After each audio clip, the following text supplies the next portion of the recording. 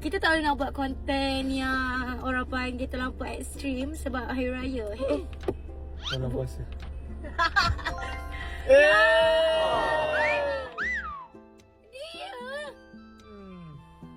Ni pasangan business woman dan businessman. Oh lah. Dia ada business masing-masing. Raya.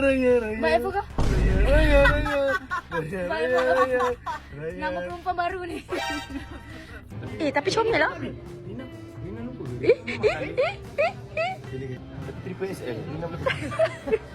Dari Rina XL. Rina kan minat baggy. Lain ni Rina nak ketat-ketat. Kalau lebih kurang kau punya cari. Tulus tak?